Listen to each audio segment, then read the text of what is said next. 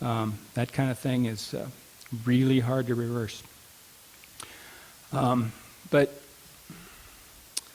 one of the things we were talking about dinner, it was very nice to meet Maria tonight, wherever you are out there, Maria. It's great to share supper with you. We were talking about the need for a sense of humor also in discussing political or religious difference. It was so much fun for me to stumble onto the idea of talking indirectly about political and religious difference in my first novel, The River Why, by making the symbol of those differences bait fishing versus fly fishing. It just completely diffused the subject. And on this theme of the trouble I get in with theologians, I don't know why, but in my literary travels and my teaching, I get asked all kinds of questions, and it seems like some of the goofiest have been asked of me by theologians. Take, for instance, a Doctor of Theology candidate in a writing workshop I was teaching at Duke Divinity School a few years ago. This young man's straight-faced, dead earnest question to me was, just tell me this, how can I make my academic theology more interesting to readers? Well, I couldn't reply for a while because I was trying not to laugh, because I felt like he'd asked, how can I write more interesting fine print on credit card applications? Secretly intended to confuse people so completely that my boss can then screw them financially. But a writing workshop is a workshop, and I was the teacher, so I suggested way more seriously than my circle of theology students realized that when writing academic theology, one can make things a lot more interesting if one simply deploys the Irish Catholic adjective feckin' a lot. None of them seem to get this. So, like any writing teacher, I illustrated my theory. I said, listen carefully to this sample sentence. John Calvin's doctrine of predestination, as I feckin' understand it,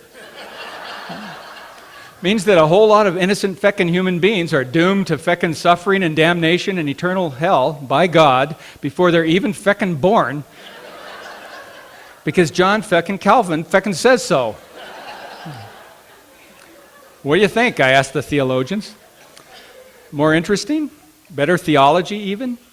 Or would you rather just regurgitate John Calvin's feckinless feckin' definition?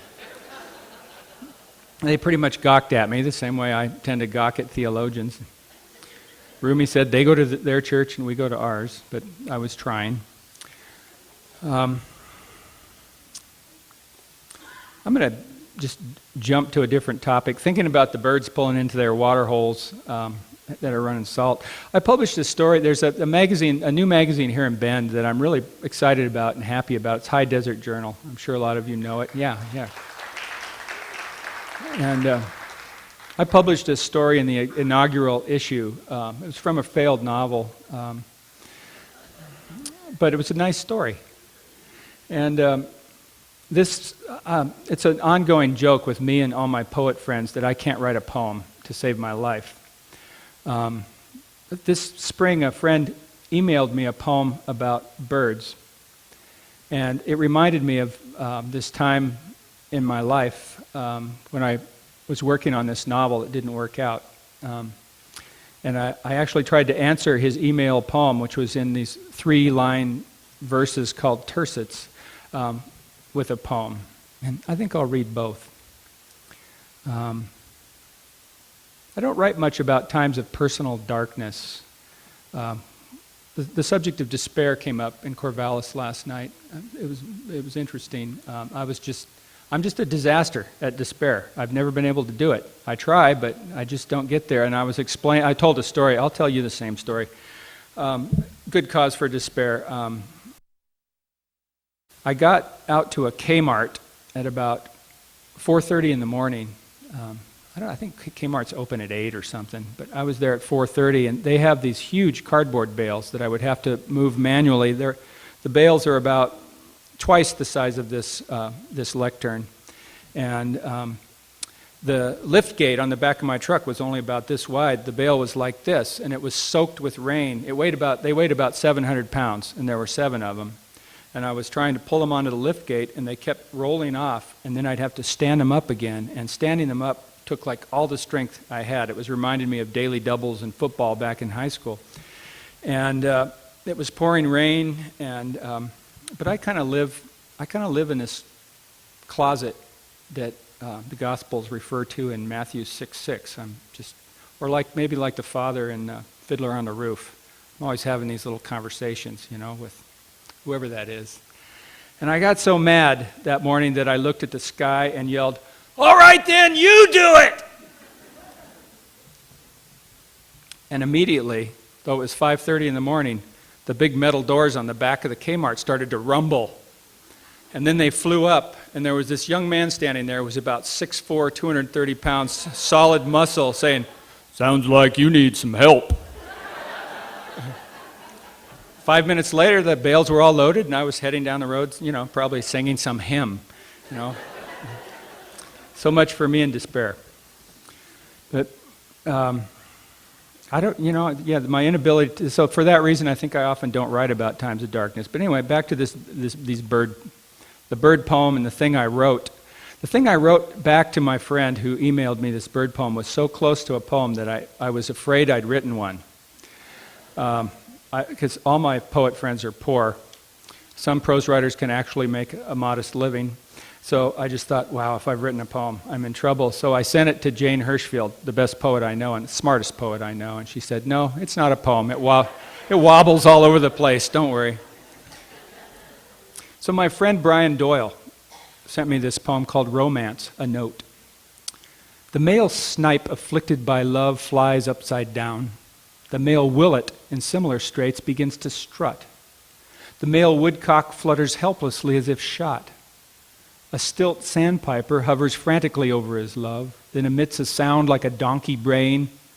The buff-breasted sandpiper climbs into a hole and quietly shivers his wings. The female object of his attentions pays no attention whatsoever. The male avocet, having fallen for his lady love, stands around with other males, all talking at once. The male sanderling stands atop his beloved and pokes her with his bill. Female roughs, after males fight, often choose the loser, and then sometimes also mate with the winner and with any other males in the area. Male roughs, like male wrens, mount decoys, other males, and alluring tufts of grass. The ruddy turnstone is sometimes provoked to courtship by airplanes and motorboats. The curlew tries to mate during flight. The male phalarope absorbs so many blows from the female that he often hides from her. However, having once mated, the same males become promiscuous. The female willet, when she judges the love act complete, tosses her partner over her shoulder and departs in haste. The male oyster catcher becomes so wrought with ardor he often attacks bushes. Many species of female, witnessing courtship displays, are simply bored. Male avocets and stilts, at the height of courtship, fall asleep. So an hour later, I emailed back Romance, a footnote. The peregrine falcon was brought back from the verge of extinction by a ban on DDT, but also by a peregrine falcon mating hat invented by an ornithologist at Cornell. If you can't buy this, Google it. Females had grown dangerously scarce. A few wistful males still maintained a sort of sexual loitering ground. The hat was invented, then forthrightly worn by the ornithologist as he strolled among the loiterers, singing "chee-yup, chee-yup," and bowing like a Buddhist priest, till a male falcon was somehow moved to dive onto his head, fuck the hat, and deposit sperm in the hat's rubber receptacle. The vanishing females were then artificially inseminated so their chicks could be raised in DDT-free captivity. The young thus produced saved the peregrine, a success story from the annals of human meddling, as rare as DDT is common. In researching a failing novel the same year I wrote the story in HD, the same year my first marriage failed, I wrote to the Cornell ornithologist begging a photo of his unimaginable hat, or better, a photo of said hat with his head in it, enduring furious wing-beating coitus. I told him I was a novelist, that my interest in his work was huge, and that no detail was too intimate. I wondered, for instance, whether he had to walk in a suggestive manner to lure down the hat's, so to speak, opposite sex. If so, I asked the ornithologist, could he please describe this walk to me in detail? so I could try it in the vicinity of a wife who'd grown dangerously scarce.